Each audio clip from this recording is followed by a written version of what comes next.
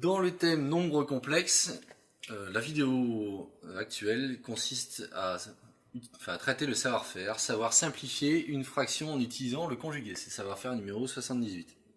Alors dans une vidéo précédente, on avait vu comment additionner, soustraire et multiplier des nombres complexes. Là, cette fois-ci, on va se poser la question de comment est-ce que je vais faire si par exemple j'ai un nombre complexe de la forme 1 plus i sur 2 moins 3i, je divise le nombre complexe, comment est-ce que je peux le ramener à une forme a plus ib, la forme visuelle des nombres complexes, où a est la partie réelle, b est la partie imaginaire. Et donc en cela, on va utiliser ce qu'on appelle le conjugué. Donc avant de passer, d'expliquer comment on va s'y prendre, il est de bon ton de commencer par se demander ce qu'est le conjugué d'un nombre complexe. Et donc avant de se demander ce qu'est le conjugué d'un nombre complexe, rappelons ce qu'est un nombre complexe simplement. Donc z est donc égal à a plus ib, c'est quelque chose de la forme a plus ib, où a est ce qu'on appelle la partie réelle, b est ce qu'on appelle la partie imaginaire. Rappelons qu'elle se représente sur un plan complexe comme le nombre z qui est caractérisé par, premièrement, sa partie réelle a, deuxièmement, sa partie imaginaire b. Z est égal à a plus ib. Alors, qu'est-ce que le conjugué? Le conjugué est défini comme z bar est égal à a moins ib.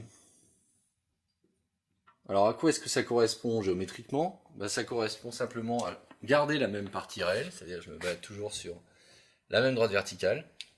De partie réelle est égal à a. Et par contre, on symétrise la partie imaginaire, c'est-à-dire qu'au lieu d'avoir une partie imaginaire de b, on a une partie imaginaire qui est égale à moins b. Donc là, j'ai ib, là je vais avoir moins ib. Et donc, au final, mon complexe z bar, ça va être ce complexe-là. C'est-à-dire, en fait, si on regarde, le symétrique de z par rapport à l'axe des abscisses. Alors qu'est-ce qui va nous intéresser en particulier relativement à ce complexe conjugué? Ça va être le calcul, donc ça on expliquera pourquoi dans une minute, le calcul de z fois z bar. Alors si on fait le calcul de z fois z bar, en utilisant ce qu'on avait dit pour les multiplications la dernière fois, z fois z bar c'est a plus ib facteur de 1 moins ib. Et donc si on se souvient de nos identités remarquables, on remarque que celle-ci en est une.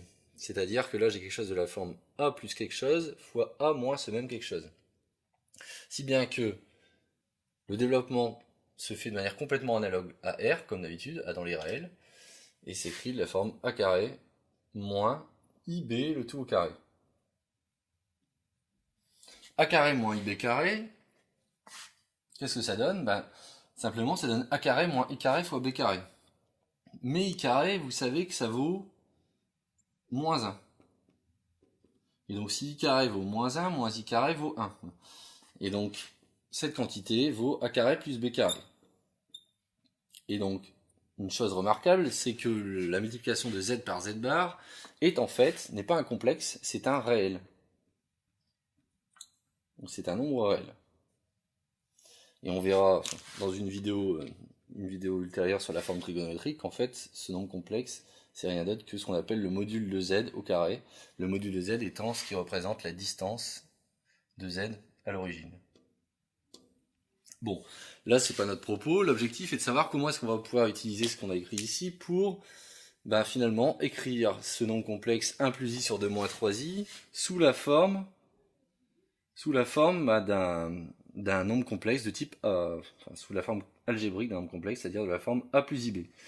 Donc la chose qui nous embête quand on voit ce nombre complexe et qu'on aimerait en fait résoudre, qu'on aimerait lever, c'est le fait qu'il y ait du i au dénominateur finalement. Parce que s'il n'y avait pas de i au dénominateur, j'aurais directement la forme algébrique de la forme a plus ib.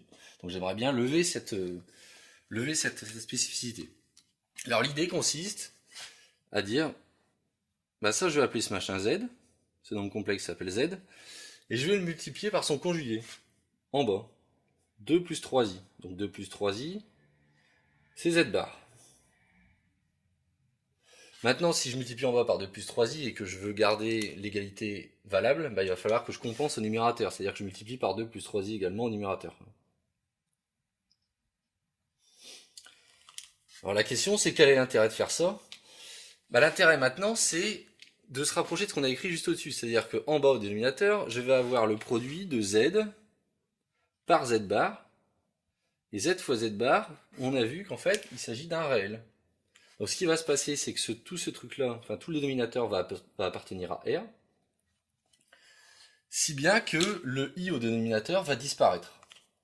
Donc on va le montrer tout de suite. Au numérateur, donc j'ai 1 plus i facteur de 2 plus 3i. Et au dénominateur, j'ai z fois z bar. Mais z fois z bar, c'est 2 moins 3i fois 2 plus 3i.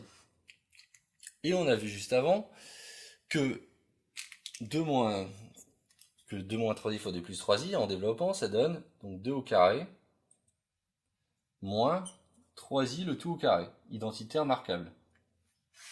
Si bien qu'au numérateur, donc j'obtiens en développement de manière classique, donc je développe par rapport à 1, par rapport à 2 et par rapport à 3i, j'obtiens 1 plus 2 plus 3i, 2 plus 3i, puis je développe i par rapport à 2 et par rapport à 3i, j'obtiens 2i plus 3i carré.